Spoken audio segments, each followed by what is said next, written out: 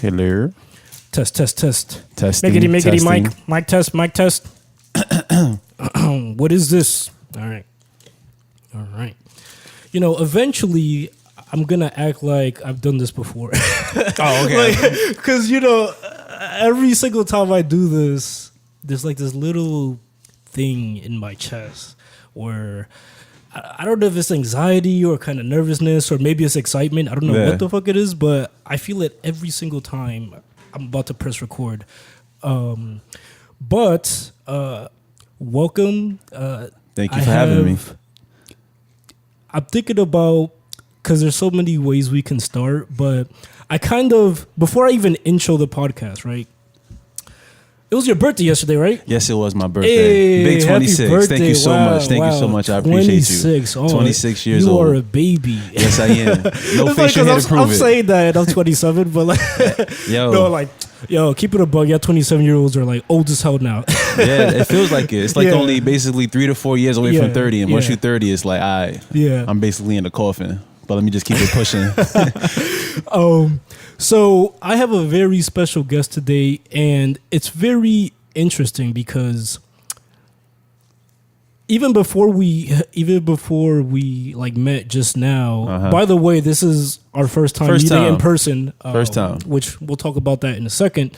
But you went hiking yesterday and you lost your phone. Tell me about that. Yeah, so you know. They like, yo, let's my boy Leroy, he like, yo, let's go hiking tomorrow. I'm like, all right, word. Yeah. So we go about an hour away. We pull up. First thing on my mind is like, yo, hopefully there's not no bears in here. I ain't really come prepared for that. How far was that? It was like an hour away. Okay. Something like Hackleberry Park, some white shit. I don't know. Of course, the Hackleberry. Like, what they got fuck bears, is that? Yeah. So yeah, we walking and shit, and then they want to go next to a pond and kind of like want to go off road, like we some ATVs or something. So I'm like, it always be somebody. Yeah. It's just something that's so random. So then we just like walking through rocks, and I'm wearing Pumas, like just some regular white Pumas. You know, rocks are sticking into my feet. Wait, hold on a second. You knew you was gonna go hiking, and you wore white Pumas. But listen to me. Listen to this. I asked him, I'm like, yo, do I need to wear boots? Because if somebody said you going hiking, the first thing you instantly think is, yo, I need some boots. I mean, at the very least, the first thing I'm thinking is there's going to be dirt involved. So last thing I want to do is wear anything white. True. Yeah. But I shopped at a Puma outlet in Jersey Gardens and got 2 pairs of sneakers for $90. So in your head, you're like, this is disposable. These are like, disposable. I'm just going to make these it are rain. $45 Pumas. Let me dirty them out. I'm trying to look cool out there. Yo, that's wealth. Yeah, all right. I'm trying to look cool out there. Yeah. So whatever, we walking through all these rocks and shit. I don't know, probably like a mile or whatever. And then I see some water, so I just like climb over some trees and the rocks just to get a picture, sticking out my middle finger. Like, of course. I've never been anywhere before, right? So at one point I had put my leg up on a rock, and I'm guessing that's when my phone dropped. I honestly don't know, because we started walking more. And you didn't even feel it. Nah, and then I couldn't hear it because I'm listening to crickets. I'm listening to the river, making sure I'm not about to break my face on these rocks. Facts. So I'm just. I saw you on a little like log and shit, trying to. I'm just concentrated. Booty bounce on the log. Basically catwalking. I would have definitely tried to booty bounce on it, but I would have probably fell in the water and I was just sick. Yeah. And I already had lost my phone by then, so I was already upset. It looks like I didn't lose my phone by then. So you was just making light of the situation. I was just like, yo, fuck it. Yeah, I charged up to the game. Word. So yeah, we stop and we taking pictures, and I'm like, yo, I got my phone. You know, you do the whole hokey pokey, just doing everything like that, and I'm just like, nah, we don't got the phone. So I'm like, okay. Yeah. We gotta walk back. So now we walking back all through these rocks, and it's like I'm trying to look. You already know, because you don't even know where it fell out, so it could literally be anywhere. Nowhere. But I'm like, all right, at least I know nobody stole it. Because besides Smokey the Bear, he's the only person that came through and just picked it up right here. Oh, so, was it like wild isolated there? Yeah, it was just isolated. It was just us three kind of walking through. Sometimes we'll see some people. But no one can hear you scream. Yeah, it was a dog there. I just remember. I kept forgetting. It kept scaring me the entire time because I kept forgetting we had a dog. But whatever. We walked back. I didn't find it. We just sat down. They ate their food, and I just kept thinking in my head, why did I put my phone in my pocket? Because the whole time I was there, I had a water bottle in one hand, my phone in the other. Survival tactics, of course. You know, just in case. That's stay basically hydrated. what Bear Grylls does. Yeah, you know, stay hydrated and also keep the phone. But I put it in my pocket for that 2.5 seconds, and now it's gone. Yeah. Hope it's having fun. I try to do Find My Android. Yeah.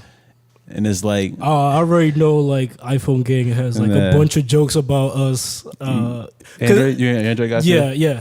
I had the Pixel 3 and I just spent the last week. Are you on vacation right now? Yeah, I'm on vacation too. Yeah.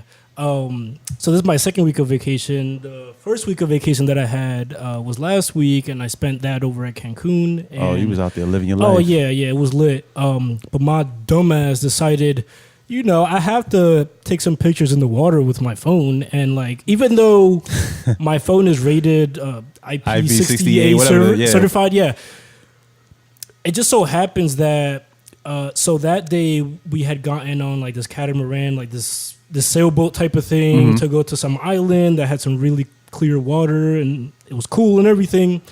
When I get back, I get this weird ass notification that's because my phone is like USB-C, so it had like this warning message like, oh, we don't recognize these headphones that you have plugged in. Mind you, there's no headphones plugged in. And so I'm like, whatever, I'm just gonna charge it. I put the charger in, doesn't charge at all. Ooh. And so I started panicking because that Pixel 3 is expensive. That's one of those things where you don't realize how dependent on technology you really are until things stop working. And then, because in my head, I'm already panicking.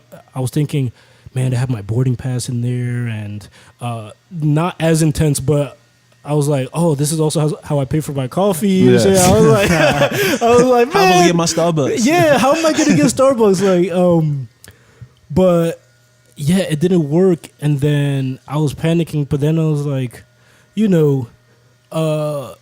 people travel without their phone. Boarding passes exist without phones, and I felt. I'm not gonna lie, I felt kind of like a caveman having that paper printed out and having that paper boarding pass, because I had just been accustomed to just checking in through my phone. I was like, yes, I don't have to stand online with all these people because I travel mad slim, and so I just have my carry-on and a book bag, and that way I don't even have to make any lines to check in luggage. Yeah, think about any of that nonsense. Yeah, and so I try to make that as smooth as possible, because another thing that we could probably talk about is that I mostly travel solo. So you bold, man. Yeah. I seen Wanted with Liam Neeson. It wasn't Wanted. What was that movie name? I forgot what that movie is called. Taken? Taken. I said Wanted. Yeah. But Taken. Like, yo, I ain't going nowhere alone no more, because I ain't got Liam Neeson on my side to come find me. You know what I'm saying? Like, I'll be out there. Nobody gonna come look for me. Yeah. They go like, yo, leave him. Yeah. Well, think about that. I went on my own, and I had like no means of communication because my phone was not like charging. Like, but honestly, though, from hearing that, you probably had a greater time. 100%. Being isolated 100%. Away from the phone and not like trying to flex on the gram, like, oh, look at the water. Honestly, it felt like a vacation from everything. Yeah, yo, that had to be peaceful. Not just work, but like friends, family, whatever troubles that be finding you as soon as you get back to your hometown. It was mad peaceful. And, mad peaceful. I'm not gonna lie, man. I underestimated the hammock. I ain't never trust them things, man. Bruh. You feel like you closed up. Like I thought that too. People look like they're like in a cocoon and shit. Yeah. And their back is all bent in a weird way. And I underestimated it because like at the hotel I was at, they have like it's like right on the beach. And so like you go out the hotel and then right there is the beach, and they have like these series of hammocks set up, and like you can just, and it's right above the water, the hammock. Oh, that sounds amazing. Yeah. So you go up to the water, you jump into the hammock, and then you're just laying there and you feel the nice sea breeze. And mind you, I came back burnt as hell because like there was no way. Yeah, there was no way I was not going to be outside. I was going to be outside every single day. Yeah, because your phone ain't working. You don't need to be inside for no Wi-Fi. Get out there, explore, do something different. Exactly. So I was laying in that hammock, getting mad sun, and I came back. That's why I am now burnt toast Poppy. So he looks a little darker than me right now. I always like when I'm not the darkest guy in the room. Yeah. And, you got these lights here, and I'm still dark as hell. I can see myself in the camera. Yeah. So I'm actually going to introduce this podcast now. Welcome to another episode of the Work In Podcast. I'm your host, Yasser, but you can call me Sir, aka Burnt Toast Poppy. And today I'm joined by none other than Bailz. What do you prefer to be called? Because I think your actual name is Joshua, right? Yeah, it's Joshua. Yeah, but nobody. Yeah, people know me, but like only people that like I grew up with from like from the mud, the playground, the sandbox, whatever you want to call it. Yeah, they call me Josh, but usually I just go by Bailz, and if not Bailz, it's probably my last name Bailey. Just call me Bailey all the time. Yeah, so shout out to Bailz one time for coming into the building and blessing the kitchen counter. Of course.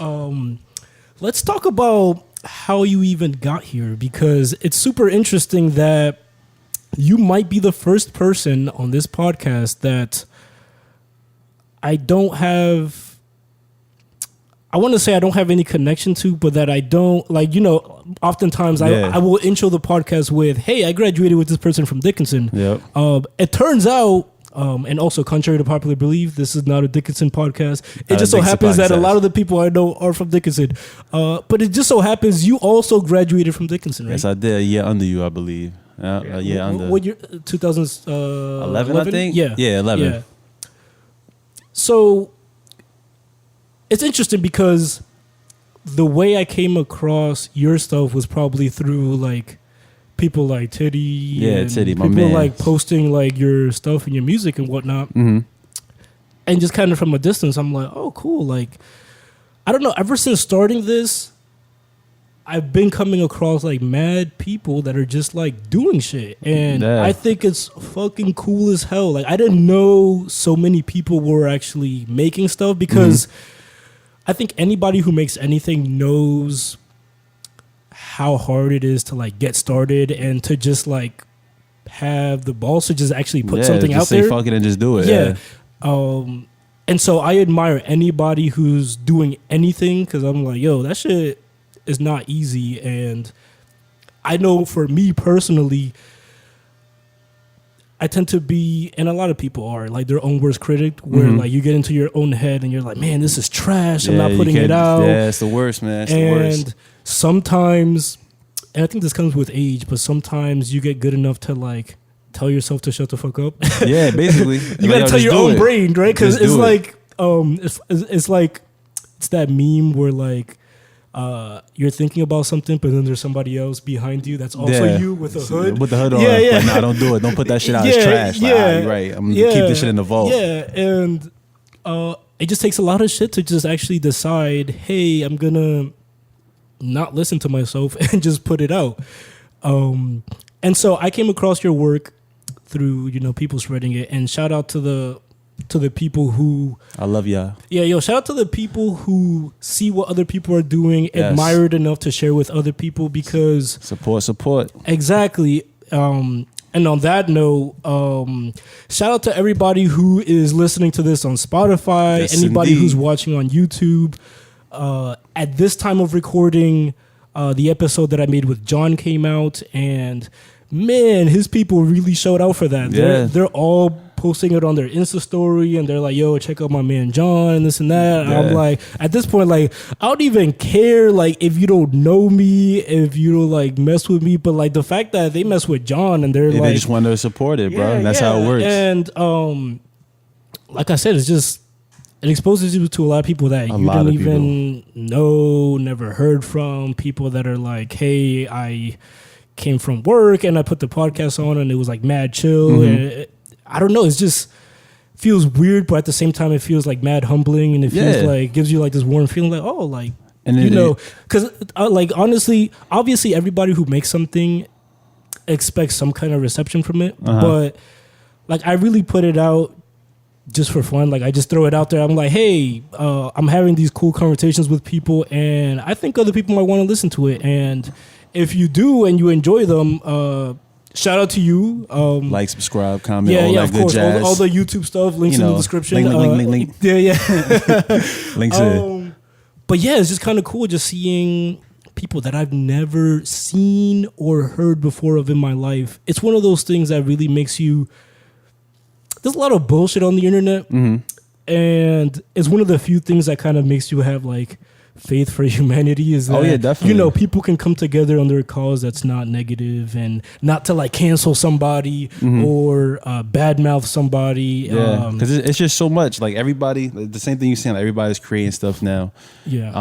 I think it's kind of always been like that. So like thinking back when I first like started even thinking about doing music, I was like to be like what 5th, 6th grade. I was on MySpace with like a little like a little plug-in mic, just sitting there rapping over it with my boy Esteban. And shout out to Esteban one time. That's how I basically even got introduced to like a lot of people that was in the Heights. And were you was from the Heights? Nah, no? I'm not. I wasn't from the Heights. All right, we'll talk about that. Yeah, but I got introduced to a lot of people through the Heights, through Esteban.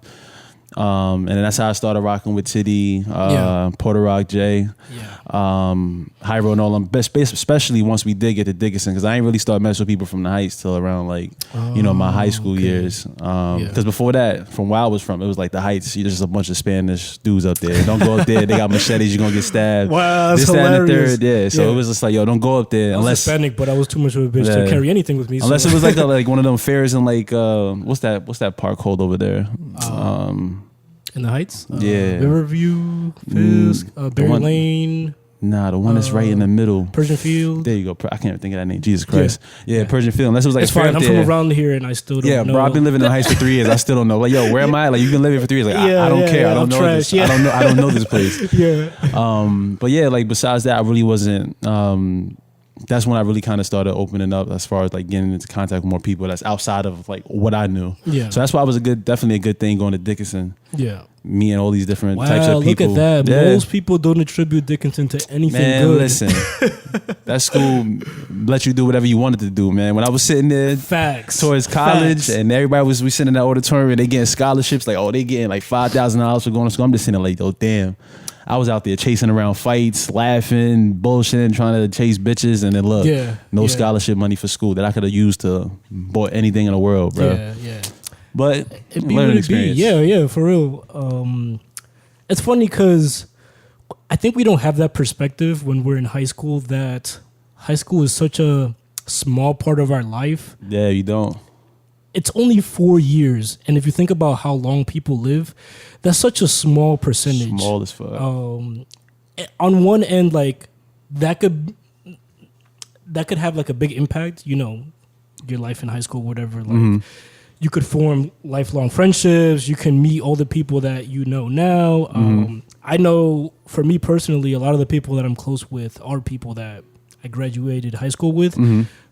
Even after graduating college, I'm still much closer to the people from high school. Yeah, that's how it usually is. Yeah, and also by extension grammar school.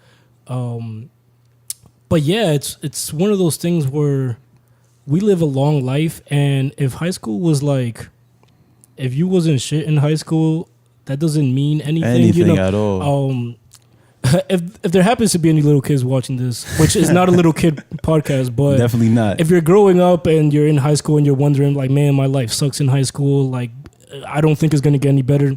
Trust me, you have a lot of life left to live. A lot of things could get a lot better for you.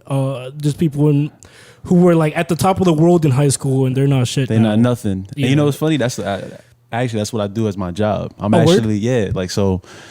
Funny segue. Yeah, funny segue. Look how that works. Look at God. Yeah. But basically, I basically do that in Essex County, like in Newark. I'm all over. I basically go into kids' houses, whatever, for mental health. I'm a habilitation counselor. Don't ask me what habilitation means. Yeah. It's just something that we do. Yeah. But I basically go in there and I give assessments. I'm talking to like kids anywhere from the age of, 3 to 21. You feel me?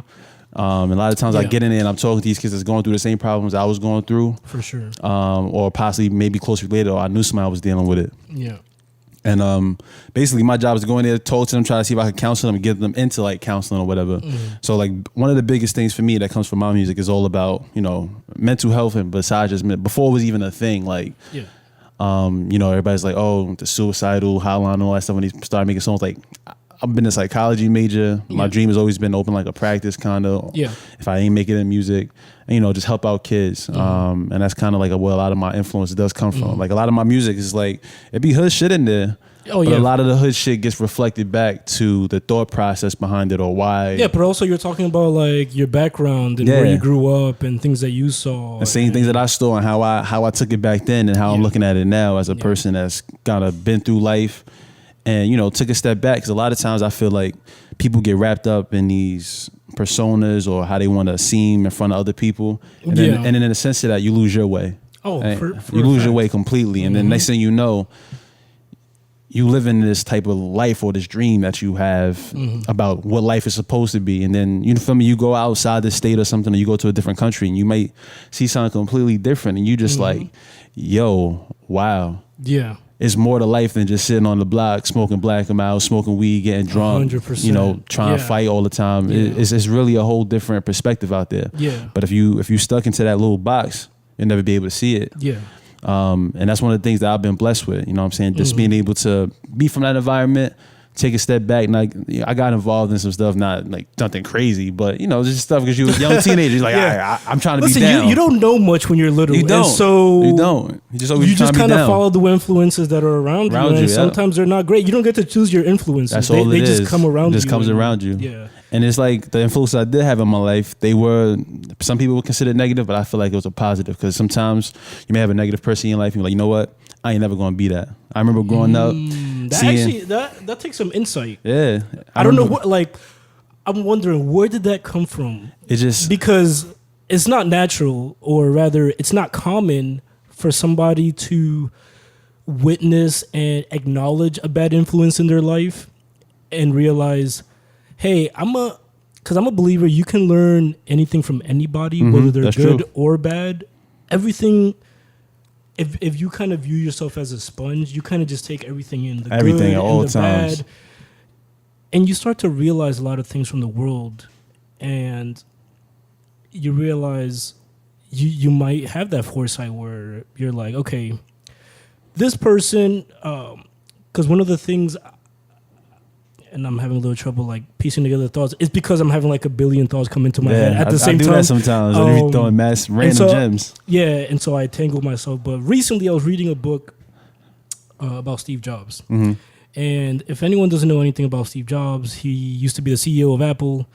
And he is responsible for a bunch of things that you probably take for granted now, including things like the original Macintosh computer, which was like the first all-in-one computer, the iPod. Those was hitting. Yeah, every iteration of the iPod leading all the way up to the iPhone and then the iPad. Besides the Nano. Yeah. The Nano with that little thing, I was like, yo, what is this? I can't see myself. It's trash. But yeah, chances are if you have an Apple device or have ever had an Apple device, you've been influenced by his work. And in his book, he is described as sometimes a very like rash type of person, kind of like a no-nonsense person, almost to the extent of being kind of mean, but also he's also highlighted as being like this visionary and this inventor of all these cool things. And he was able to put together a team of 8 players to make some of the most historic devices of all time. That's true.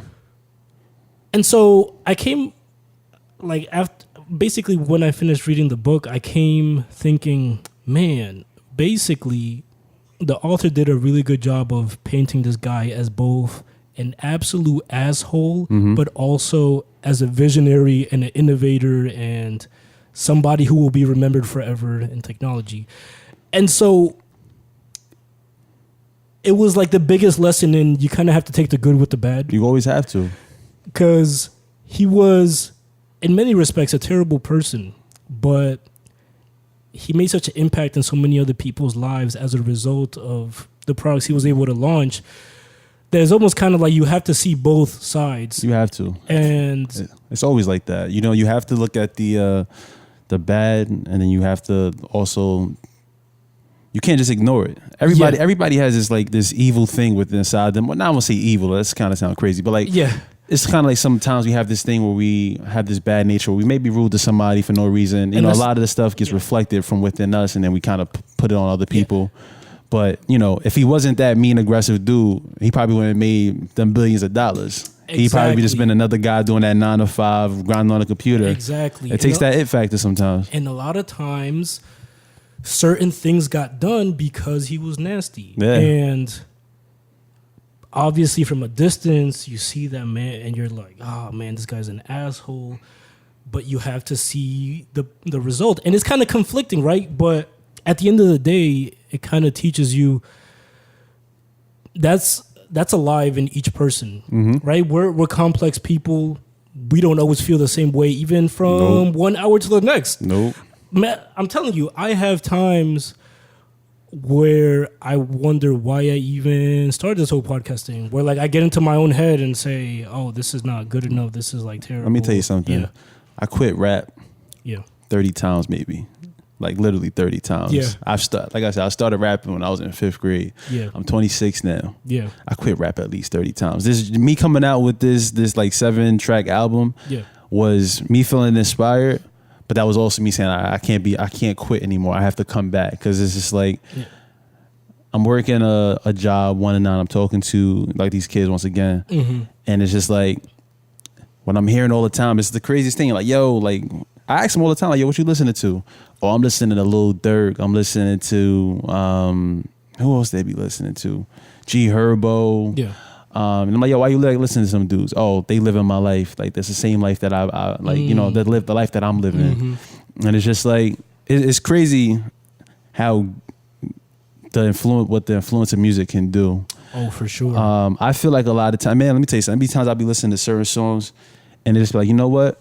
I wouldn't mind catching a body right now listening to this. Like, yo. Some songs put you in that mood. Yeah, like you just want to walk outside somebody and just punch. Yeah, just for no reason. Shit, you know, just like, shoot I ain't at got them. no reason. Like, no you reason was just at there all. and you had a face. Like, but like the music really just puts you into that mood. And it's like certain songs, but yo, I can just imagine me throwing up gang signs to this. I can imagine me like you just start crip walking and shit for no reason. Everything for no reason. It's just like the music does have a big influence, and it's a lot of things that I grew up like. I remember growing up, my mom used to play like DMX, and like the thing I always remember for some reason was just like the growling, the machine guns going off. Like, talk is cheap, motherfuckers, and I'm just like, yo, that's hard. Yeah, he in the prison yard and shit. Like, and a lot of that stuff got installed in me. I'm about to do hella pull-ups now. Yeah, and like a lot of that stuff got installed in me, but there's a certain line where there has to be a line where it has to be drawn between fact and fiction. Yes. But there's a lot of times where that line is just so blurred. It's just like everything seemed like it's facts, but then it'd be fiction. I was just even reading something about Young Thug, like his girlfriend. Like I love Young Thug. At first I hated him because I was like, oh, he's trash. But I turned my mind around him like 2 years later. His voice is mad unique. It's so unique. I love what he does, melodies. I'm like a melody guy too. Yeah. I noticed. Yeah, I started from really R&B, but then I realized I ain't that sexy, so I had to. You know what? In rap, you could be ugly. Like nobody cares if you ugly in rap. That's facts. Like you got to be like a Trey Songz, Chris Brown to be an R&B. You could be ugly, but if you got bars, you got respect. Like you can't really think of like even if you could think of an ugly singer, it's just like for the most part, then during their videos, you never look at their face. Yeah. So it's like I had to get out of I'm R&B. thinking like. Probably black, but even him, like you probably never see his face. You always got his face covered or something. Like when you ugly, it's just the fitted on. Nigga is ugly. He is ugly. I just thought about it, but whatever. So like a lot of the times those lines get blurred, and it's just like these kids are hearing these songs and they just feel like, yo, this is my life. This is what I'm doing. This is how I grew up. And then I'm looking in their faces and it's just nothing but pure depression. Just pure sadness, just pure struggle, so much pain, crying for help. I think that's why a lot of people identify with when X was alive. And he released his stuff where it was kind of like, it wasn't even necessarily like hip hop per se, but it was kind of like this mixture of genres but very deeply emotional stuff. You know, it took me a little while, being sad, and, you know, drugs and whatnot. But it took me a little while to get around to him too. At first, I hate to say, I'm one of those people. Once they die, I start listening to them. Unfortunately, I mean, to be honest, that happened to me with Michael Jackson. Yo, you know what's funny? Yeah. I had the Michael Jackson experience on the Wii. This was like, I don't know. The hell? Wait, what the hell is a Michael Jackson experience? Bruh, let me tell you something. In my head, I just watched a special from Dave Chappelle, and he was talking about the people that testified to HBO about. You know what's funny? Everything he said in that thing is so true because I believe the same. Like the thing where he was just basically saying like, "Yo, you go to school the next day, like, yo, Michael Jackson sucked me off." Like, yo, that's funny because like, yo, there's no topping that at that point. Like, whoa, like I can only go on from here. Topping that. Like, it's crazy. Yeah. But yeah, so that's why I'm like, when you said the Michael Jackson experience, what the fuck is Yeah. that? Oh, why? It wasn't like no virtual thing where he was topping me or nothing. Why? Because I was a little scared. I'm like, wait, somebody made a video game of that? The Michael Jackson experience, you go, you get some Jesus juice. You gotta be very clear when you say that. You get some Jesus juice, he give you like a little white glove to put on and everything, That's you get a little balcony, he dangles you over there. Right. Nah, but it was like, even though I used the Wii controller to do all this, like you was doing his movement, so I'm like dancing to Billie Jean. Yeah, I'm dancing to Billie Jean, hitting all the moves and stuff, trying to moonwalk in my house. It was a good workout too. Yeah, word. Why are we talking about Michael Jackson experience? Where that even come from? I completely forgot. I don't even know. Oh, because I was talking about X, and I told you that it took me a while to like get into. Yo, when he passed, I listened to him for the longest. Oh, word. That he's another person like the melodies. He's just so creative. It's like I kind of wish I did kind of meet him. Mm-hmm. Oh, like in person? Yeah, like and he a Virgo too. He's born around this time. Like, and I feel like I know some Virgo people don't really. Season. Yeah, I know some people don't believe in the astrological stuff, whatever it's called. But I feel like a lot of times those things really do kind of paint a picture of certain people. You know, they look at Virgos as being creative, very closed, don't really talk much. Sometimes they seem as weird. And it's like, if you look at him, he seems like that guy. He may be considered weird, but I think everybody was put off by the blonde and black. But it's the same thing all the time. It's just mental health from when he was younger. His father was abusive. He probably was touched or molested. Who knows? Childhood, yeah. But then you get older. And I hate to do it, like, and matter of fact, I don't hate to do a mental health thing, but because that's what I do. No, it's totally fine. I don't think it has enough of a platform. Yeah, it really don't. But you know what I'm saying? All the stuff that he dealt when he was younger, you look at him now when he was older, like holding a baby. It's funny, I was looking him up too recently. Holding a baby over, the thing with a blanket over his face, name his baby Blanket for whatever reason, Still to this day, probably like one of the mysterious things in the world, like Blanket. Yeah. That's my son's name, Blanket. But that would be some rich motherfucker shit. Like, I'm gonna just name him Blanket. Blanket. Like, what's the first thing you see in the room, Michael? Blanket. And like, that's my son's name. But a lot of those things that he did when he was older, people looking at like he's a bad person. If he touched a kid, or didn't touch kids, I don't know. He's been dead for so long, and it's just like now you're bringing it up, and then I even heard seen something. 2 new cases. Yeah, like 2 new cases. Like how? I'm dead. Like how?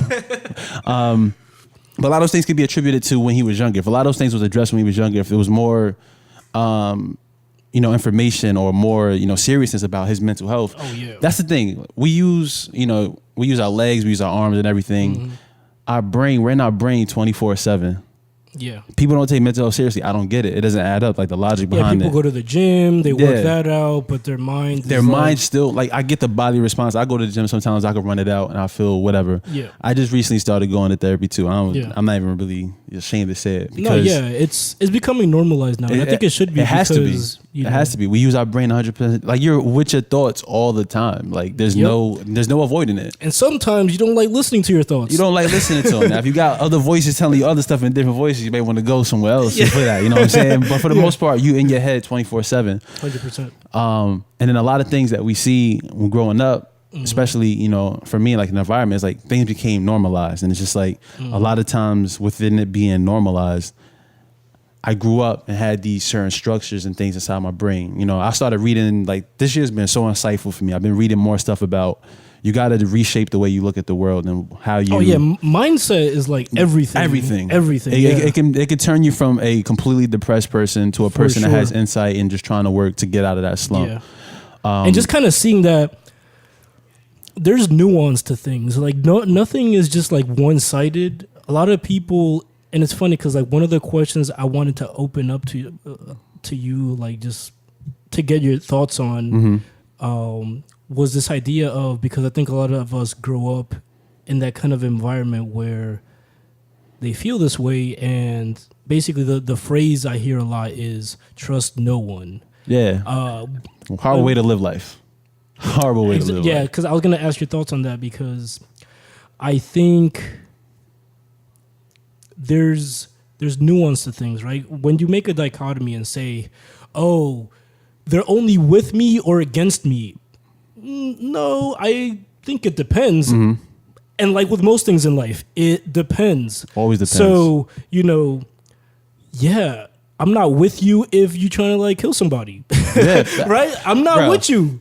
I'm sorry. Like, I could grow up with you and I'm not rolling. But if you're telling me, hey, I'm trying to open a business or I need some advice on some stuff and it's like of a positive nature, then yeah, I'm with you. I'll help you out. So it really depends what you're pitching to me. And so you can't say, oh, life is either this way or that way. There's a lot of gray area in between where, okay, like maybe I need to hear more details. And so when people say trust no one, that sounds mad sad to me. It's crazy. I feel the same way because it's just like when you say trust no one, basically what you I just said basically twice. Crazy. Yeah. basically. Basically what basically means.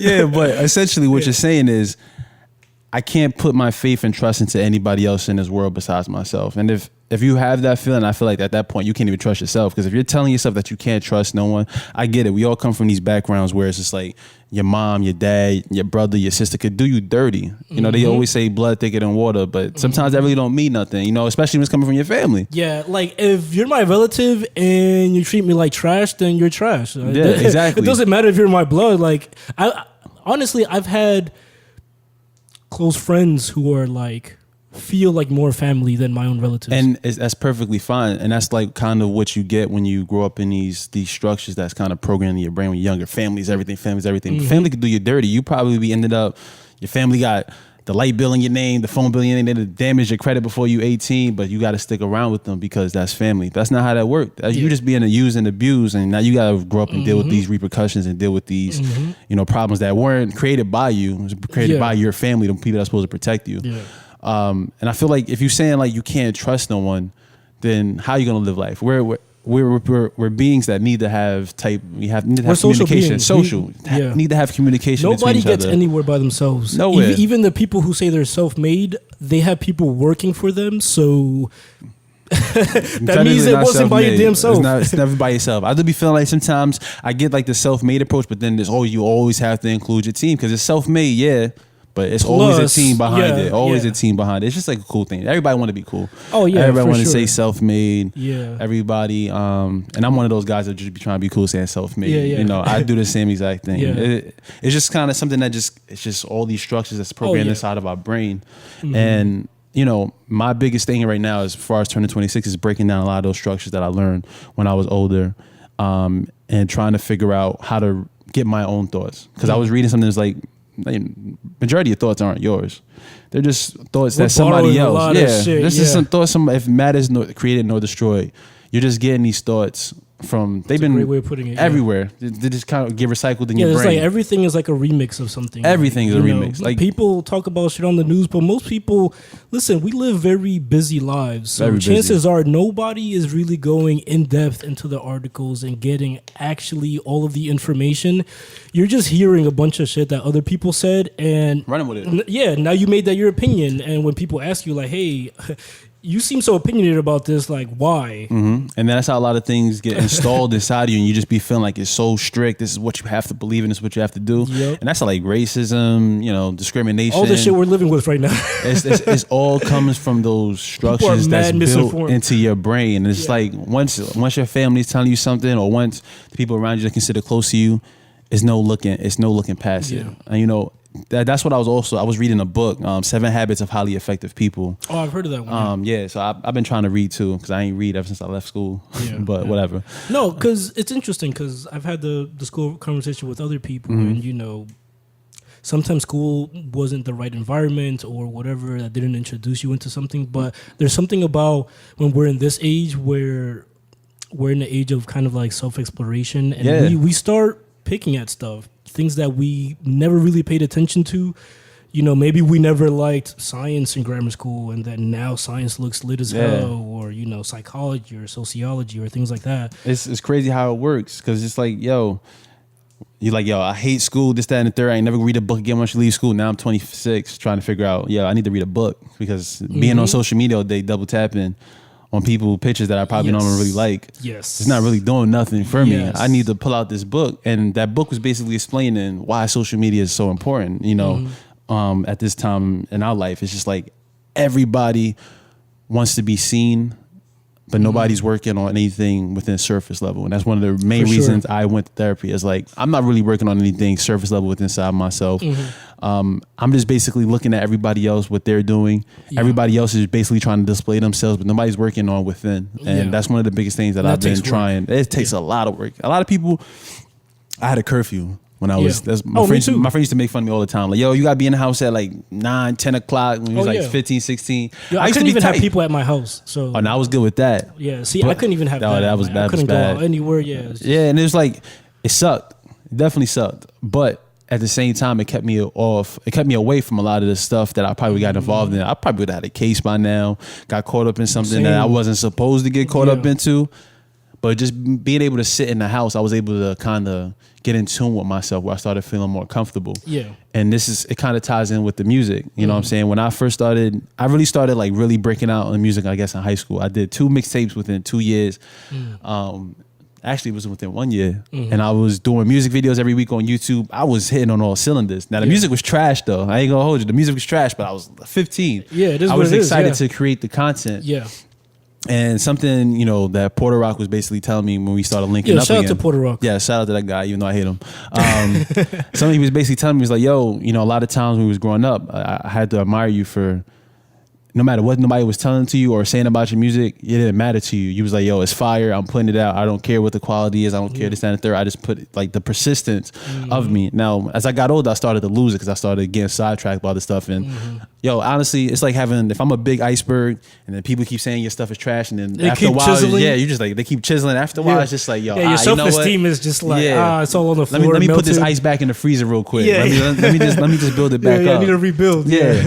And that's basically what happened when I released this album. Everybody, yo, it's great. The 7, I could listen to it, and it's just like, I released another mixtape last year. Was called Ikagai. I had stole that idea from my coworker. I told him he ain't getting no royalties. Wait, so because I was looking some of your stuff up. So do you have like all that other stuff on SoundCloud? Yeah, so Ikagai and all my older songs are all on SoundCloud. Now a lot of those old songs I had a bunch of YouTube videos, but they were so goofy. I'm a goofy dude. Hey. Everybody knows that about me. Like even my name, Bailz Pagliacci, the G is silent. I was gonna say like that's like an Italian thing, right? Yeah, and that's basically means Bailz the clown, and basically in Italian. Bailz the depressed clown, but that also just came from Insight, and I even got basically a tat of, you ever seen Watchmen? No. The movie with the superheroes and with the blue man with the blue dick, whatever. So there was a dude in the movie he was the comedian or whatever, and he basically had a part where he died in the movie pretty early. If I spoiled it for you, that movie came out a long time ago. Whatever. Get over it. Yeah. He basically got killed, and basically he got thrown out a window, and he had this, it was a smiley face with blood on it. Oh, okay. And I don't know, it was something about that attracted me, because it's just like how comedians get attracted to comedy. It's like they be going through so much pain, so much, depression, whatever. That juxtaposition of like this sad life that the comedian finds an avenue to express through humor, which is like the opposite of all that. And that's the only thing I know how to do. And that's kind of what I've been talking to my therapist about. Yo, I don't know to do nothing but tell jokes and just laugh at stuff. I'm a clown. And that's how my family kind of basically raised me to be as well. We just kind of laugh at kind of the pain and whatever the case may be. Yeah. And so that's when he told the story about Pagliacci. Like, yo, doctor, I'm sad, I'm tired. I feel like everything's down. Can't get out of bed. He's like, I don't know what to do. The doctor's like, yo, you should go see the great clown Pagliacci. He's in town tonight. And he's like, but doctor, I am Pagliacci. I was like, oh, that's deep right there. Yeah. A doctor, you go into a doctor saying you're depressed and all, and his number one remedy is for you to go see some comedy, but then it's kind of weird because you're the comedian. Yeah. And that's how I kind of look at the world a little bit. It seems a little dark, but but it puts things in perspective for me. It's mad real though. It's real. It's because these are things we all deal with, and some people deal with those like rough times in different ways, and we all have defense mechanisms. Mine for sure is joking. Like with my cousins, we let the jokes fly, and it'd be like it'll be some dumb shit like we're just walking and then we see somebody that looks just a little too weird, and then we just start gunning them. Like, yeah, I do it all the time, bro. I do it all the time. And I'm like, when you think about it from the outside, it's like, oh, you know, you're probably making fun of them because you're like insecure or whatever about yourself and this and this and that. But it's just like, I don't know. It's just funny as hell. We always just let the jokes fly. And people be like looking at me like, yo, I'm one of those people that I really don't go out. Like if I'm out, I'm probably going out with probably Titty. Yeah. Because shout out to Titty one time. That's just a life within itself. Like yeah, he's just a life within himself. So sometimes I probably just go out and like people are like, yo, why you stay in the house all the time? Like, yo, in my head, that'd be me. Like in my head, there's so much fun stuff going on. Like I can never really be bored. Yeah, I'm sitting by I can just be looking at something or watch something. Yeah. And did you grow up with siblings? I have a younger brother. He's 7 years younger than me. He trying to rap too, but he basically like one of them little techer dudes. He be just rapping about stuff that it's like, yo, I've lived in a house with you. Yeah. You're not doing none of that, but whatever. Yeah. So he was 7 years younger than me, so we ain't really. It's my brother. I had to protect him, but I ain't really like. I used to fuck with him a lot. I used to basically just bully him, basically. Of course, but yeah, and what was I talking about? Well, no, we were just talking generally about mental health and the rap name and so like all that stuff really gets tied in, and it's crazy that's the persona. Everybody knows me as being a joking dude. Yeah. Everybody be thinking my life is good, essentially perfect, because I've strived and made my process to make it that way and the best I can. Yeah, there's a lot of behind the scenes that goes on behind happiness. There's a lot of behind the scenes that goes on because obviously there's still kind of a stigma about it, and if you're feeling a way and you're portraying that, especially on social media, then they're like, oh, this guy is like sad or whatever. So everybody puts kind of like their best foot forward, and it's almost like it kind of is like that clown that inside their head they're feeling shit, but they have to kind of smile. Everybody's anyways. a clown now. Yeah. It's not even like trying to like be fun, like, oh, you a clown. Like everybody's a clown now. Yeah. Everybody's a clown. You just putting on a face and a front. Yeah. And sometimes I like to try to bring that into attention. Like I be trying to get my family into therapy now, my boys into therapy. Like, yo, just try it. It's not that bad. Like, oh, I don't want to tell no random white lady or white dude my feelings and thoughts. It's just like, yo, that's just in the movies. You know what I'm saying? Like a lot of times that'd be my perception. Like a lot of stuff that I see in the movies or stuff I see on media, I instantly think it's going to be like that in real life. You know, so that's why I've been trying to break out of that type of stigma as well. I got a black therapist though. Boom, boom. Black therapist on deck. But even then, if it was a white person, just because they're not really from your background, really mean they don't understand your story. They may not really connect with you on that level, like per se, but they may be hitting on some other cylinders that you probably haven't been looking and also, into. Chances are they've spoken to a lot of people. Exactly. We have more in common than we realize. And so chances are that person has spoken to a lot of people who might be going through something similar. Yeah.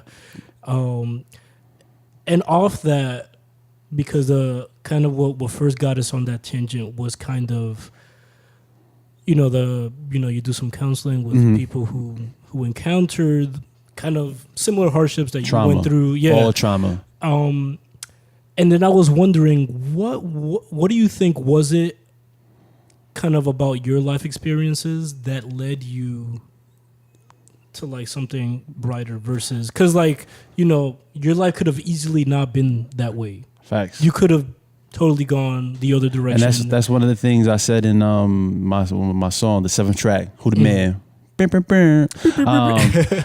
Basically, I was like really like this close to like, being blood. Like I was just so fascinated with it. Like I was just like, yo, I was looking up stuff on the internet, how to blood walk, how to throw up the set, learning every single thing I can.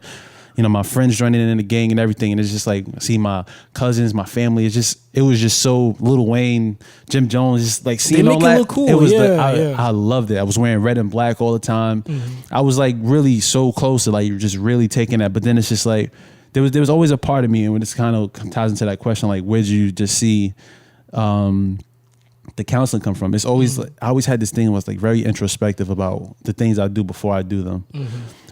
So one of those things for me was like, yo, so you telling me if I get into a gang, I got to fight for some dudes I really don't even like, or fight for some dudes I really probably don't even care about, and the only thing that's going to be there is like some type of fake camaraderie. I can't even say that word. I don't know why I tried to use it. It's all right though.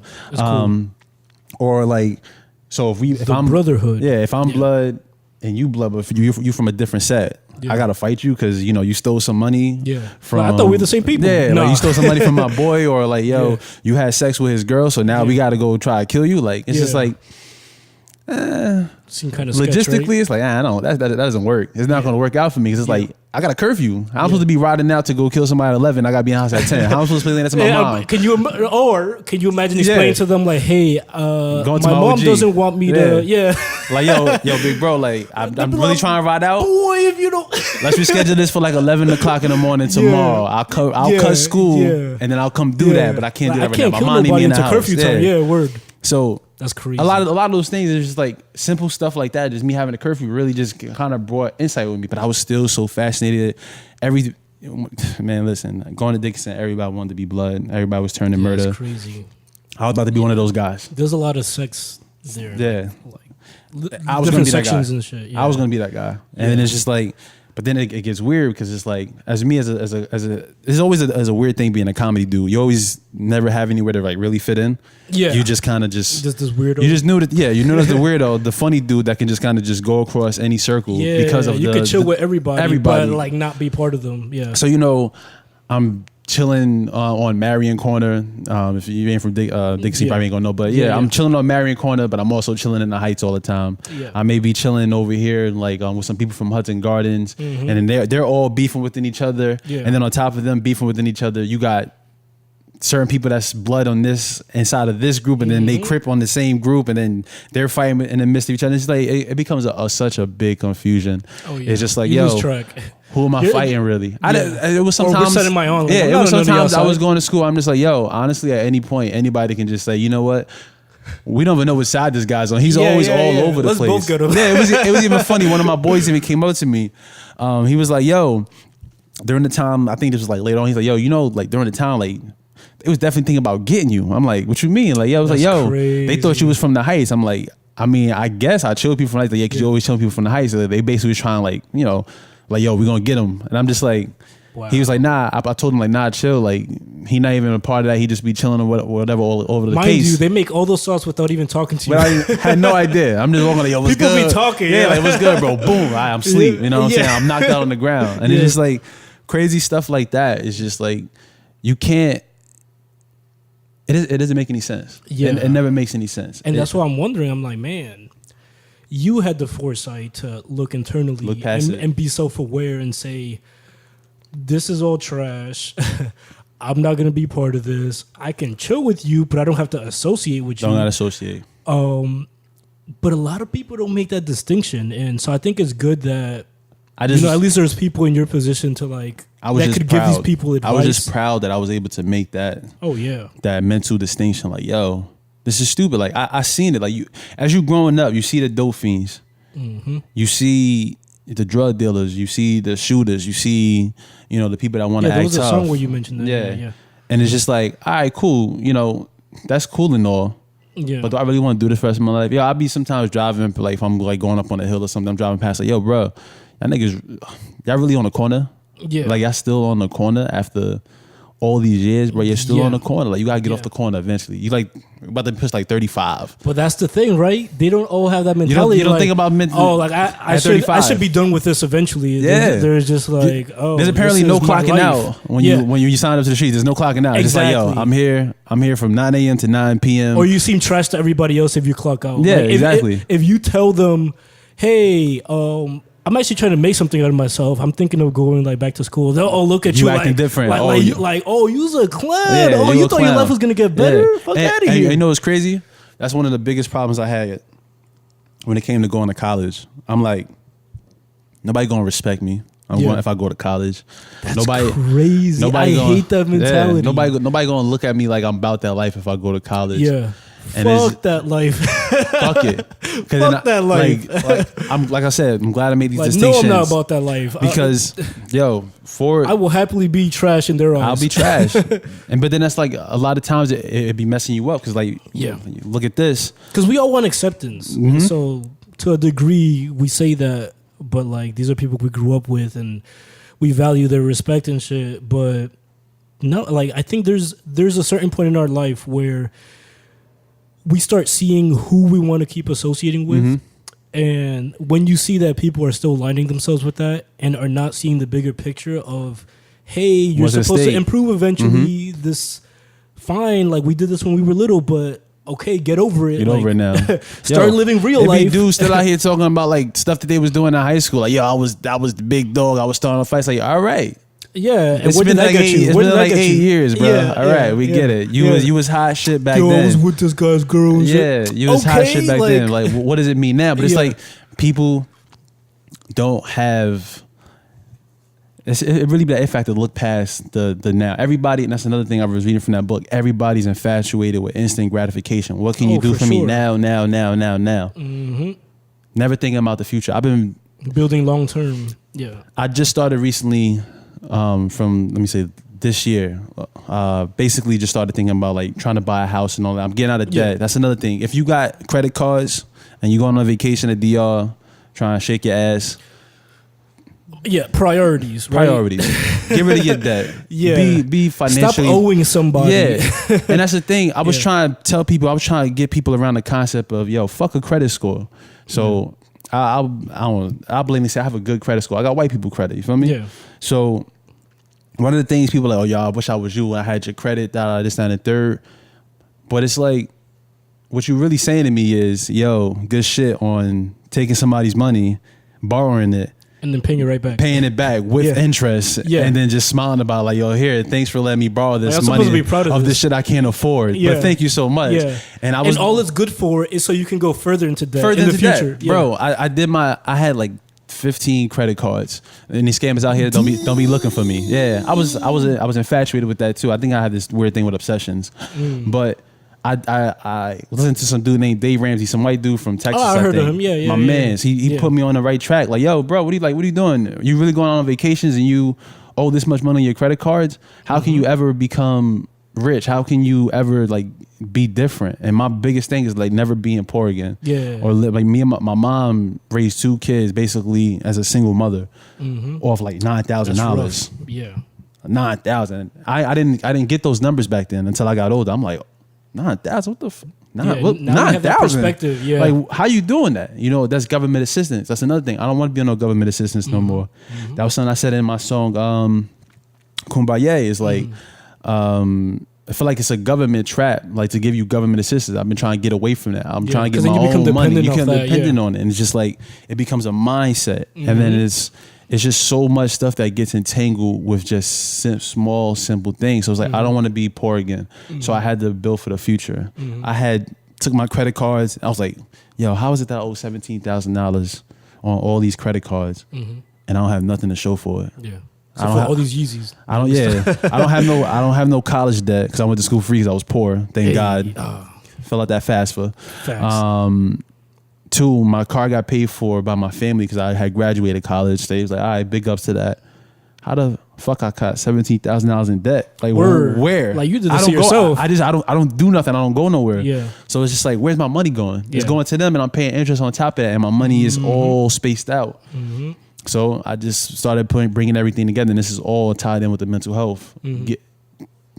If you owe money, always stressed. Always stressed. Oh, yeah. If you don't owe money, always worrying about where your money's coming from. Living paycheck to paycheck. Yeah. When you don't have any debt and you don't got to pay somebody else besides your landlord, and you shouldn't be even renting in Jersey City, stop bullshitting and go buy a house. It's actually cheaper for a mortgage than it is to rent, but whatever. Yeah. You start looking at those things and you like, he was basically saying you become wealth off of your own income. Yeah. If you don't owe nobody money, you can save. That's how, because everybody wants like a quick way to get rich. Always. And instant gratification. It goes back to that. And really the way a lot of people get rich is like, it's not like any sexy way. It's they put their money and they invest it wisely in like an investment account, retirement account, and they let compounding interest do its job. And that's how they become millionaires. People like, I want to become a millionaire. All right, you want to become a millionaire? Start saving. Yeah. And let put money into your IRA. Let that interest build up. Instead of paying interest to them for buying like some Yeezys or buying a vacation package that you don't need. Yeah. I get it. Everybody wants to have that. Oh, and we live in America, life. right? So the fact that we live in a capitalist society, Bruh. these things get pushed into our face all the time. We're on Instagram, there's ads. If you're on Facebook, there's ads. If you're on YouTube, there's ads. Everybody wants your attention, and more importantly, your money. Everybody wants it. And so they will do whatever they can to convince you that you need to buy this. Whether your friend bought it and you want to be cool like them, or whether this celebrity is wearing it, like, ooh, look what Kyrie Irving is wearing on the court. I want to wear that. I gotta wear it. I gotta have it. That's why. It's a fucking illusion. I hate America because of that. Yeah. People open your third eye. Yeah, it's very. You gotta open it, bro. It's just like, I hate America because of that. Because it's like, the Xbox just came out. That's what it's all about. Word, I'm about to spend $500 next year or 2 years. The new Xbox came out. We got more storage. And we put an S on it. Come drop that $500 again. Facts. You say it's better. I could play in 4K now. All right, cool. Yeah. 2 years later, you know what?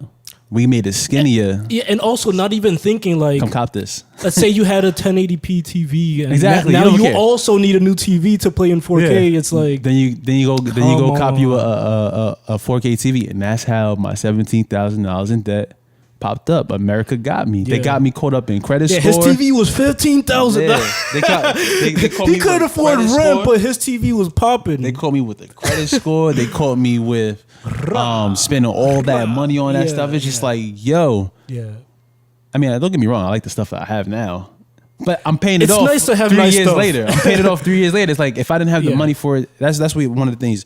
If you don't have the money for it, don't be buying it. You could build your credit. And when it comes to credit cards, like, only pay for as much as you're willing to actually pay out of your pocket. So like right now, because if you don't have that in your account, don't be. I lost my phone, and now I just bought a $300 phone. Yeah, cash. Yeah, not to brag, but cash. I buy cheap Asian phones online because I'm not paying Apple. Steve Jobs is great enough, but he's a dick.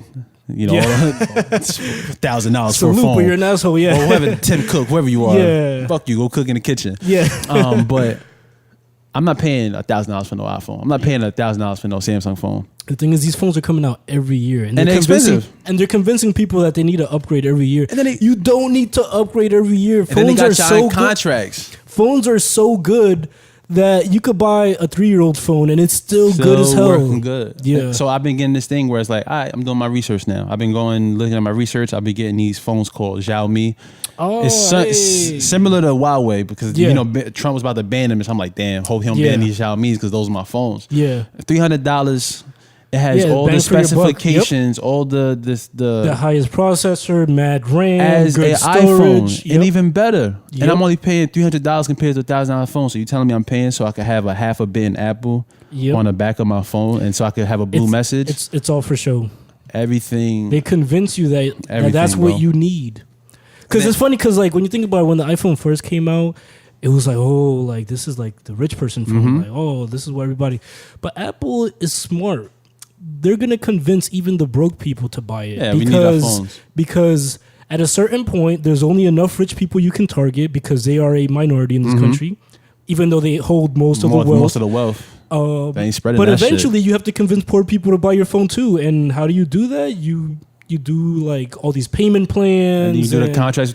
I don't get it. I've had prepaid phones since high school. I had Boost Mobile, and I just went to AT&T prepaid. I buy my phones outright. Yeah. It's way cheaper. You telling me I got to pay $80 for unlimited data, then I got to pay $32 a month for the phone. You're subsidizing everybody else who has it. Yeah, yeah. And then I got to pay like a $15 charge to use your service within itself. So I'm paying like $125 for one phone. But you see, that's how they get you, because then they want to be like, oh, but you can like stream Netflix for free, and you get Taco Tuesday. Yeah, you get some upgrades too. It's Every like, year, get you're upgrade. paying for that, you idiot. Yeah, you're paying for that shit all the time. But people get so fascinated they will want to have an iPhone. Oh my God, I got free tacos today. And then it's just I really don't understand the power of saving. I still don't kind of understand it because I'm not currently saving. I'm throwing all my money on my debt. Yeah. But it's so easy to buy $1,000 iPhone outright with cash. Yep. But if you think of instant gratification, I could pay $32 a month. And it seems smaller, $32 a month. That's nothing. But then looking at it, like, damn, that's way more money. Going back to instant gratification, sometimes we make snap judgments. So a lot of the times is, do you know how easy it is to buy something on Amazon and it'll be at your door in 2 days? That kind of power Amazon did it on purpose because they know they can manipulate you into buying stuff, and Oh yeah, I'm Amazon slave. I'm proud to say it. And no, yeah, and so my background's in tech, so I do a lot of like research on like what all these companies do and how they get you to. And Amazon is a multi-headed beast orchestrated by Jeff Bezos, their CEO, and this was by intention from the very beginning. The fact that you can, they have like the one-click buying thing that you can do. Oh, that shit's crazy. They want to make it as easy as possible for you to part way with your hard-earned cash so that they can have it. That's true. And then they will invest that money into other parts of their business that they can also monopolize. So, if you ever noticed how big Amazon is growing and the fact that their CEO is the highest net worth individual in this entire planet, and they're spreading into businesses that they were never a part of, like Amazon is getting into shipping, they're getting into groceries, like personalization. Everything. Shit, I'm about to do everything through Amazon. They're doing everything, and because they can, because they're getting money. Ooh, what was that? Battery. Okay, so we're still recording on here, so so I'm actually gonna replace the battery, but let's see if I have something. So we were just talking about Amazon, but just in general, I'm just curious, like, do you feel like you've had an impact on any of the people that you've worked with, that you've been able to counsel, that, answer that while I'm changing the battery. I got you. See, that's the thing, though. It's so hard because when you're growing up and you heard people saying certain things to you, you completely ignored it, no matter what they were trying to say to you. It's just like it goes in one ear and out the other. So most of the time I do get to see some of the progress. But for the most part, you really don't. Sometimes it's a growing experience. And that's the thing that sucks about life. You really never understand or you never really know something up until you get older and you went through the experience. That's the thing that sucks about life. And it's just like, you could try to talk to a young person all you want, but they really sometimes have to experience it. Some kids are not just going to take it level-headed. Like I said, I was fortunate enough to have that insight into, the world. I was fortunate enough to have that, but not a lot of kids do have that. And I even used to work as a mental health, worker in a hospital, like an inpatient setting with kids, with a lot of disabilities.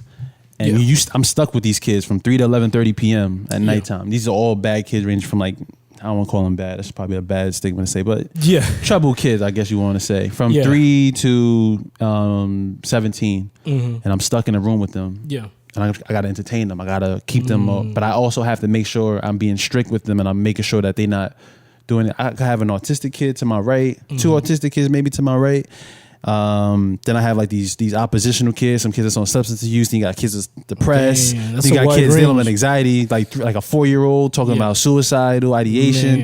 It's just like I'm in a room. Does that ever fuck you up mentally? No. That's the thing. It's just like you're somehow able to shield yourself from all that. It's just I know there'd be some people that be like going into like the field. And I'm like, oh my god, I can't believe it. They be going home crying. Like, But I guess you're able to I get it. Mentally separate yourself. I can separate myself completely. Sometimes it could get irritating. Sometimes it could be sad, but I can't stay in that funk because if I'm staying in that funk, then what kind of energy am I bringing to the universe, to these kids? It's like a doctor, right? A doctor can't feel bad about doing surgery on you because at the end of the day, he got the job done. So a lot of I'm just trying to keep these kids entertained, trying to make sure I'm listening to it's so hard. You got I'm having like 16 kids in a room. I'm trying to listen to each and one of the individual stories or trying to figure out what's going on with them. It becomes so hard to juggle. It's like at 22, I'm basically a father to like 16 kids that are dealing with mental health issues. That's rough. 20 kids, they all know. That's enough for one person. One person. Yeah. And they just like, everybody call me Mr. Josh. Like, Mr. Josh, Mr. Josh. They coming to me for like, some help, some guidance. And sometimes I'm out there trying to give it to them. Sometimes it's just kids just pulling them off the streets because they too gang involved or whatever. They may have like a case pending in jail. I've seen everything. That's why I love this field. It doesn't shield me from seeing what's really going on with the children or what's going on with the kids out there. Because this is really some terrible stuff going on. But somebody has to deal with it. Yeah, they can't deal with it alone. Somebody has to be on the other side to be able to look out for them. Yeah, and that's kind of basically where I come in. And I just, anytime I do anything with these kids, I just keep it real simple with them. Like, listen, I get what you're doing.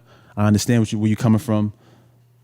you got to realize eventually you're gonna have to change or stop, or you're gonna just continue to go on the wrong path, or you're gonna continue to do certain things that's not for the best for you, and it's gonna end up ruining your life later on down the road. Like everything seems simple when you're a kid. Yeah. Oh yeah. 10 years later, you're just like, damn, I should have never did that. Yeah. Or damn, I wish I would have did this. Or damn, I wish I would have did that. So I try to strive and like, yo, do more, do better for yourself. You don't want to be locked in a hospital. You don't want to be having people coming into your house, asking you questions. Sometimes you may need it. Yeah. But you got to, it all starts from within. Yeah. And now it's just like all these kids are growing up on social media and stuff. They don't have the time to sit down and understand themselves. Oh, yeah. They're already on Instagram, like 5 years old with Instagram. And already looking at other people and trying to compare themselves. Because, comparison is such a bad thing for us. It's crazy. Because, at the end of the day, we're not all living the same life, even though we could grow up in the same place and we're still not living the same life because your environment at home can be completely different. Your experiences can be completely different. But yet we feel the need to compare, even though there really is no comparison.